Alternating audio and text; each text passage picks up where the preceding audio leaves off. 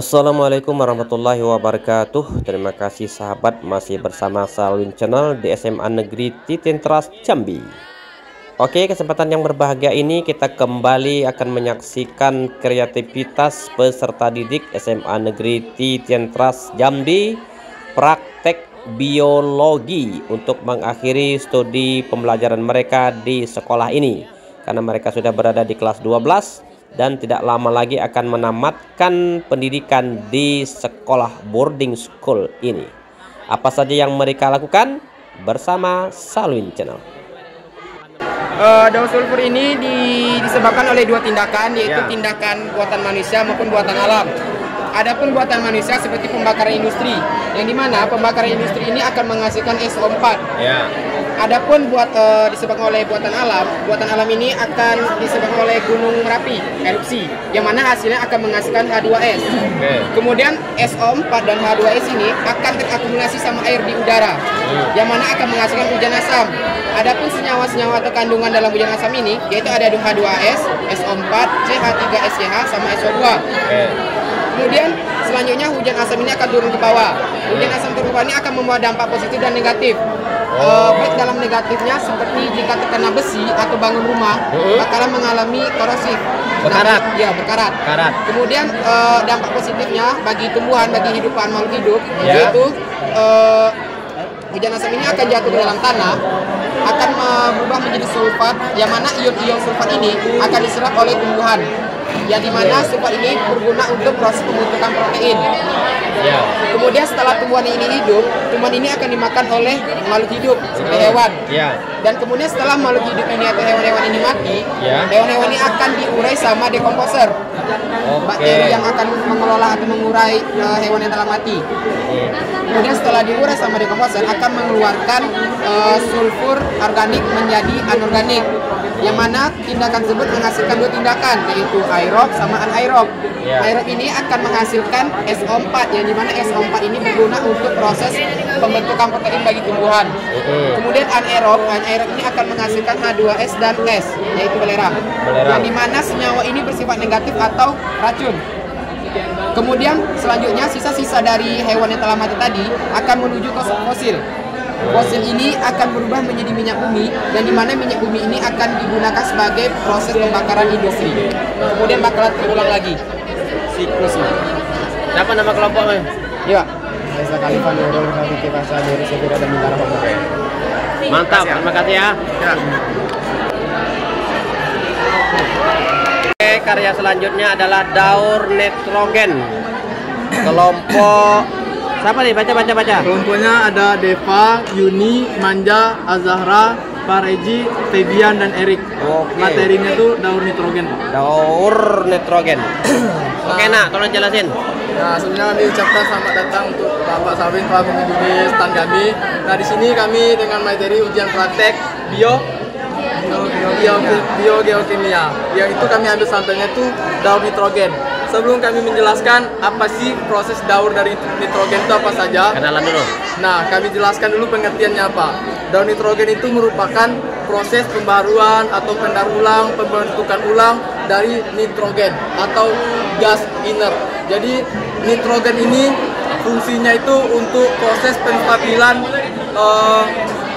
makhluk hidup. Nah, berfungsi ini untuk manusia, untuk binatang maupun tumbuh-tumbuhan dalam peranan proses dan fungsinya.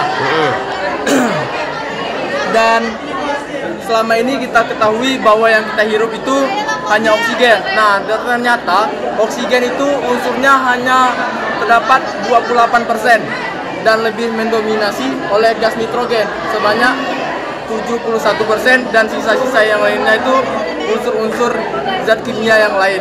Kenapa adanya gas nitrogen dan oksigen itu menjadi kestabilan dalam udara yang kita hirup. Udara yang kita hidup agar lebih stabil untuk yang makhluk hidup yang lainnya. Adapun untuk proses-prosesnya akan dijelaskan oleh Depa dan Pareji. Oke. Jadi di sini saya akan menjelaskan proses dari daur nitrogen. Yang pertama, reaksi nitrogen itu sendiri dapat terjadi ketika adanya kilat atau pas ada suhu tinggi. Misalnya seperti pada saat keadaan gunung meletus. Nah, kemudian reaksi itu hasilnya yaitu berupa oksida nitrogen yang membentuk senyawa NO2 dan NO3. NO2 nitrat dan NO3 nitrit. Nah, NO2 dan NO3 itu dapat diperoleh dari proses fiksasi. Apa itu proses fiksasi? Proses fiksasi adalah proses penangkapan gas N2 secara langsung. Nah, yang mana gas N2 itu ditangkap oleh berbagai bakteri, ditangkap oleh berbagai bakteri, kemudian diubah menjadi asam amino. Asam amino itu diserap oleh tumbuhan dan hewan. Jadi hewan dan tumbuhan itu makan dari dalam tanah. Dalam tanah itu kan tumbuhan itu kan menyerap tumbuhan makanan intisari tanaman bawah tanah. Baru hewannya makan tumbuhan. Nah, itu Pak. ya.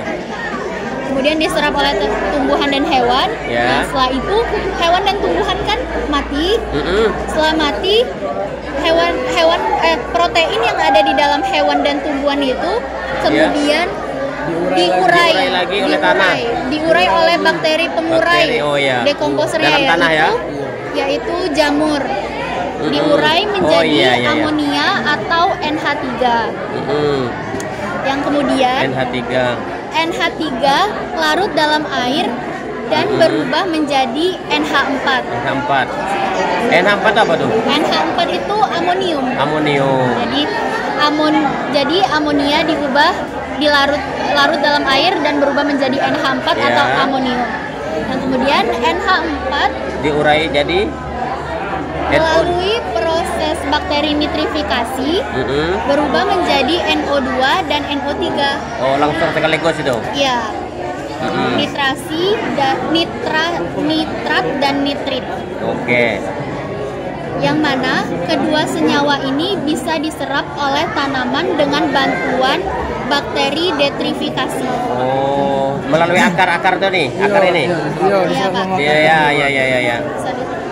Bantuan bakteri detrifikasi. Nah, NH4 ini juga bisa diubah menjadi N2, bisa diubah menjadi nitrogen lagi. Yang mana setelah ini dari sini proses NH4 yang bisa berubah menjadi N2 ini bisa dilakukan secara terus menerus. Jadi proses ini bakal terus berulang-ulang. Oh, itu nama daur ya. Yang makanya disebut daur nitrogen. Karena juga di setiap hari kita temui walaupun tidak ada hujan, tetapi kerap terjadi yang ada kilat atau petir tuh, Pak. Pada malam hari kan putih-putih itu. Itu proses ini pengikatan nitrogen di udara. Bereaksinya nitrogen. Bereaksi nitrogen karena adanya petir tadi. Jadi itu salah satu dari fungsi petirnya. Walaupun tidak ada hujan, ternyata ada petir. Fungsinya untuk mengikat nitrogen untuk proses bereaksi. Oke, keren. Oke, terima kasih ya. Sukses selalu. Ini karya yang luar biasa ini. Ya, terima kasih. Like, jangan lupa like, subscribe, share, dan komen. Oke, Salwin Channel. Terima kasih. Oke, sahabat Salwin Channel, kita kembali mencari informasi. Ini ada lagi karya siswa SMA Titentras berjudul Sistem Pencernaan. Barangkali bisa dijelaskan oleh siswa SMA Titentras yang sedang melaksanakan ujian praktek ya. Oke, silakan perkenalkan diri dulu. Jadi perkenalkan, saya di sini Apel Gunawan dan rekan saya Rania akan menjelaskan sistem pencernaan. Buat dikit ya. Jadi ini adalah ibaratkan makanan yang kita makan terdiri dari karbohidrat dan protein. Oke. Saat kita mengunyah itu terjadi dua mekanisme yaitu dua mekanisme pencernaan, yaitu secara kimiawi dan secara mekanik. Jika secara mekanik adalah dengan menggunakan gigi, dan secara kimiawi menggunakan enzim yang ada di mulut, yaitu enzim amilase yang berfungsi amilase atau petialin yang berfungsi untuk mengubah karbohidrat menjadi glukosa. Lalu saat kita menelannya itu akan melewati kerongkongan dengan gerakan tarik dan gerakan peristatik yang akan turun lagi ke lambung. Di lambung akan dipecah. Di lambung terdiri dari 2 enzim, yaitu enzim pepsin dan renin. Enzim pepsin berfungsi untuk memecah protein menjadi asam amino, dan enzim renin berfungsi untuk memecah lemak-lemak yang ada di susu. Lalu sesudah itu berlanjut lagi ke usus halus. Di usus halus ada enzim sejenis pepsin dan renin untuk memecah asam amino dan yang lain, zat yang lain-lain menjadi lebih kecil. Lalu di usus halus pula terjadi penyerapan sari-sari makanan yang telah kita makan oleh tubuh. Karena sari-sari makanan yang sudah diserap, maka akan terdapat ampas. Ampas tersebut akan pergi ke usus besar dan terjadi pembusukan oleh bakteri E. coli. Makanan yang berada di usus besar, ampas tersebut akan dibusukkan dengan bakteri E. coli lalu keluar melewati anus dan hasilnya menjadi feses. Jadi kotoran terakhir itu warnanya apa? Tergantung makanan yang dimakan. Dan contohnya begini.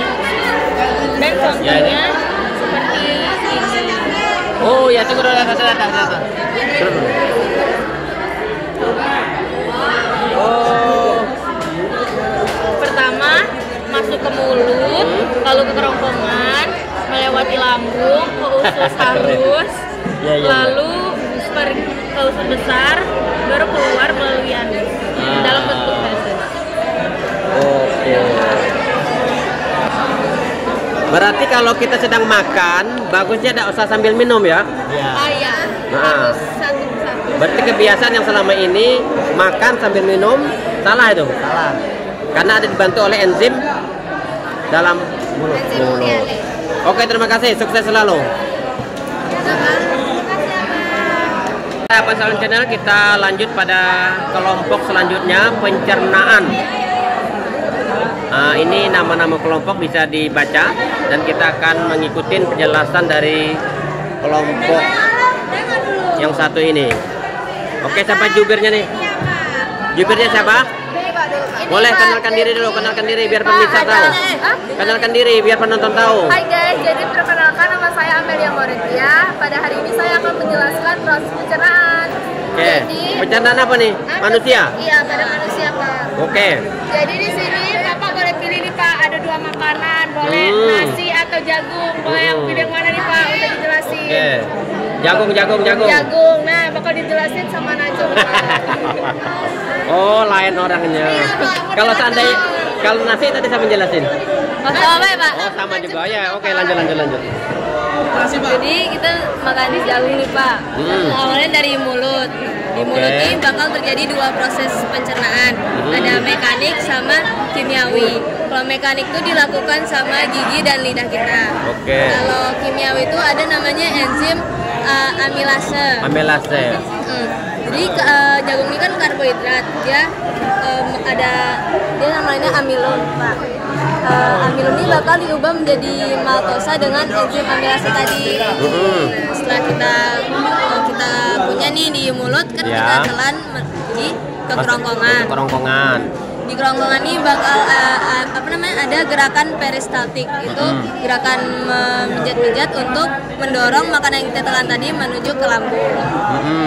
Nah, masuk lambung sekarang ya. Di lambung nih maltosa tadi itu cuman diproses secara mekanik karena kalau kimiawi itu dia di lambung nih enzimnya nih enzim yang lain, ada enzim renin buat protein, ada HCl buat mencegah virus masuk gitu. Jadi dia tidak diolah secara kimiawi lagi di lambung, jadi dia bakal langsung ke usus kecil. Nah, di usus kecil nih itu ada namanya enzim maltase untuk merubah maltosa tadi menjadi glukosa. Nah, glukosa tadi dia bakal diserap oleh usus kecil dan disebarkan ke seluruh tubuh kita untuk menjadi energi kita sehari-hari. Kalau kelebihan glukosa tadi itu bakal disalurkan ke hati, disimpan di hati untuk penggunaan berikutnya gitu, untuk penggunaan kedepannya. Itu makanya perlu gizi seimbang itu ya? Iya. Dan glukosa itu buat untuk energi gitu. Iya. Setelah di usus kecil ini diproses lagi? Enggak Pak. Ya, langsung glukosa tuh langsung diserap sama tubuh kita. Jadi sudah pembagian-pembagian masing-masing. Nggak ada gas. Nah, ya. Cukup ya? Cukup. Oke, terima kasih, sukses. Cewek semua nih? Ah? Berapa orang satu kelompok? 5, Pak. 5. Oke, sukses. Keren. Terima kasih. Inilah penonton Salwin Channel, penjelasan dari peserta didik siswa SMA Negeri Citentras yang hampir tamat ya, Nak? Amin. Ya. Mohon doanya penonton, kiranya anak-anak kami ini lulus 100% dengan nilai yang memuaskan, nanti masuk perguruan tinggi favorit sesuai yang mereka idam-idamkan. Terima kasih. Oke penonton Salwin Channel, kita lanjut ke piramida makanan. Ya, ini gambaran piramida yang dimaksud, dan kita akan mendengarkan penjelasan dari kelompok yang membahas tentang piramida makanan. Oke, kenalkan diri dulu kalian kelompoknya. Perkenalkan, nama saya Fadil Mudafar. Ya. Kanan saya Anugraha. Apa? Anugraha. Anugraha nih. Laila, Pak. Ya. Kelas 12 3. Ah, siapa jubirnya nih? Sini dikit rapat ini biar kedengaran. Ini Pak, yang dimaksud dengan piramida makanan itu keberlanjutan dari rantai makanan, Pak. Ya. Jadi semakin tinggi maka semakin rendah populasinya, Pak. Oke. Kayak yang pertama itu ada produsen. Produsen sendiri adalah tumbuhan yang dapat menghasilkan makanannya sendiri. Dari bawah ya? Dari bawah. Oh, dari bawah ya. Inilah. Ini produsen yang terdapat di laut. Bawah laut nih. Iya. Bisa kita geser, Pak. Ya. Ini terdapat dari Oh, sawah. Nah, masuk ke ada konsumen tingkat pertama. Konsumen tingkat pertama biasanya identik dengan hewan. Hewan dengan identik yang pemakan herbivora, yaitu pemakan tumbuhan dan biji-bijian. Setelah contoh hewannya apa tuh? di laut ada kura-kura, misalnya kepiting, udang, ataupun cumi-cumi, Pak. Ya, cumi-cumi. Cumi-cuminya belum masuk sini ya? Ya, terus kalau untuk tumbuh-tumbuhan? Tumbuh-tumbuhan identik dengan tikus yang biasa makan padi, Pak. Oh, tikus yang karena dia taringnya tajam ya. Kalau di hutan biasanya ada tupai, Pak. Ah, tupai. Oh, ini bisa diputar-putar ya? Bisa. Iya. Jadi terus aja jelasin. Terus masuk, biar penonton kita paham apa maksudnya nih. Masuk ke konsumen tingkat kedua. Konsumen tingkat kedua yaitu konsumen yang dapat memakan hewan lainnya, seperti serigala yang dapat memakan tupai. Iya. Temuan sudah. Di sawah ada ular yang dapat memakan tikus. Tetapi populasi konsumen tingkat kedua tidak lebih banyak daripada konsumen tingkat pertama maupun produsen. Oke. Di laut terdapat ikan-ikan kecil yang dapat memakan konsumen tingkat pertama tadi, seperti dapat memakan kepiting maupun udang. Masuk ke konsumen tingkat ketiga, yaitu puncak klasemen. Puncak klasemen ini adalah hewan yang dapat memakan hewan besar lainnya, seperti hewan makan hewan. Seperti elang yang dapat memakan ular. Ular ini makan sini ya? Di ular kamu nih? Dalam ekosistem tadi. Kemudian terdapat beruang yang dapat mengganggu populasi dari serigala, Pak. Beruang makan apa? Makan serigala, Pak. Oh, serigala makanan beruang ya? Nah, iya. Hebat. Dan di dalam ekosistem laut pasti kita tahu seperti ikan hiu maupun ikan paus yang menjadi puncak klasemen. Kemudian hewan-hewan besar tersebut pasti akan mengalami mati. Setelah mati, hewan tersebut diuraikan menjadi dekomposisi. Dekomposisi tersebut adalah penguraian. Penguraian itu dapat disebut dengan jamur. ataupun dengan beribu-ribu tahun dapat menghasilkan fosil ataupun minyak bumi. Minyak bumi. Oke, cukup. Cukup, terima kasih. Terima kasih ya. Mudah-mudahan pemirsa Shaolin Channel penonton menambah ilmu pengetahuan tentang piramida makanan dari yang bawah sampai yang paling atas. Tetap berrotasi sesuai dengan hukum alam yang berlaku. Oke? Terima kasih ya, sukses selalu. Oke, sahabat Shaolin Channel, kita lanjut di kelompok selanjutnya, siklus air.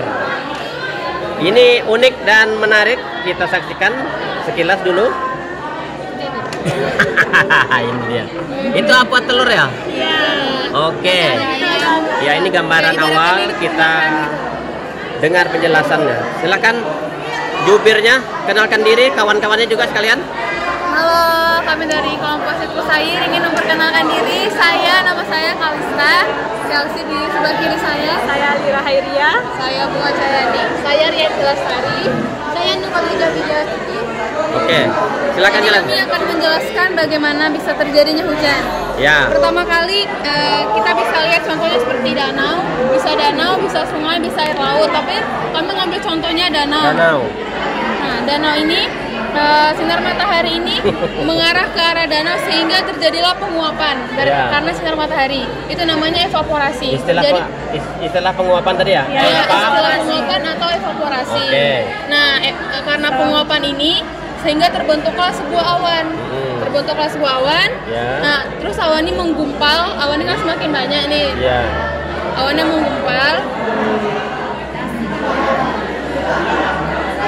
Maaf ya, agak sedikit macet. Ya, ditiup angin. Nah, ditiup angin. Jadi arahnya ke sana kan, makin banyak. Nah, jadi awannya makin banyak menggumpal sehingga semakin banyak tuh menjadi hitam gitu. Saking banyaknya awan ini menjadi hitam. Di dalam awan itu ada kandungan air, terus kena debu-debu juga. Mungkin salah satu faktor menjadi hitam. Terus ada debu di langitnya? Ada, pasti ada. Iya. Dan itu karena di awan hitam ini airnya udah banyak gitu, nah jadi udah penuh. Karena udah tebal juga, jadi karena dia tidak sanggup lagi untuk menahannya, maka turunlah hujan. Atau namanya resipitasi. Oh, ya hujan turun ya. Oke. Hujan turun menuju permukaan bumi atau daratan sehingga air ini bergerak menuju tanah sehingga tanah ini menyerap air itu sampai ke permukaan tanah. Terus permukaan tanah ini mengalirlah menuju sungai atau air laut atau danau. Terus siklus ini berjalan terus menerus sampai hari kiamat. Sampai sekarang. Dan fungsi airnya sangat bermanfaat untuk tanaman. Benar sekali, bagi tanaman, bagi manusia, bagi tumbuhan, bagi semua hewan juga masih hidup di dunia. Ini apa makanan ayam nih? Lebih besar dari manusia nih. Keren luar biasa. Ini barangnya bumi, Ini barangnya danau, laut, sungai. Kamu perempuan semua? Iya. Ya, kelompok siswi semua? Iya. Oke, berapa orang? Oke, terima kasih Naya. Sukses selalu. Terima kasih. Oke, itu tadi sahabat Shaolin Channel siklus air yang telah dijelaskan oleh siswa-siswi Nepati Tentras di kegiatan praktek ya.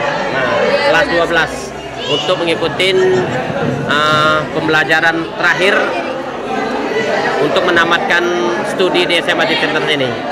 Demikian, terima kasih. Assalamualaikum warahmatullahi wabarakatuh. Baik sahabat Shaolin Channel, kita beranjak ke kelompok selanjutnya bertemakan bakteri E. coli. Ya, E. coli. Ini kaki-kakinya Pak yang tunggu. Kita dengar penjelasan dari kelompok ini. Jadi, perkenalkan diri dulu, namanya kelompoknya. Nama Satria Dharma Lesmana.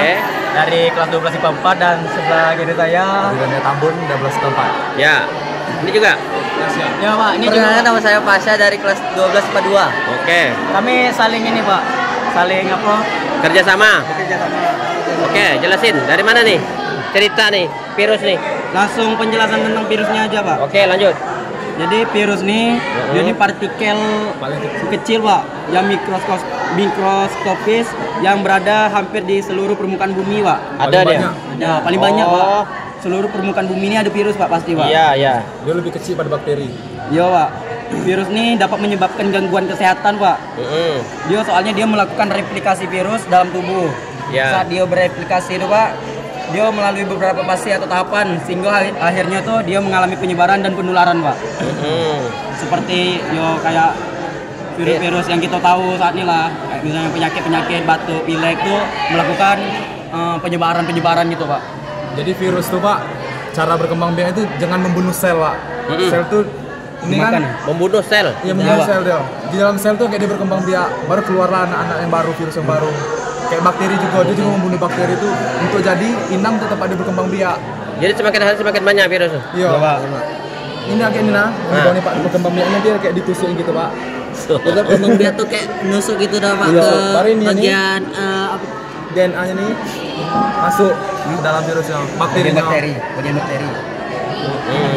Bagian inangnya, Pak, menusuk ke bagian inangnya, induknya. Ya.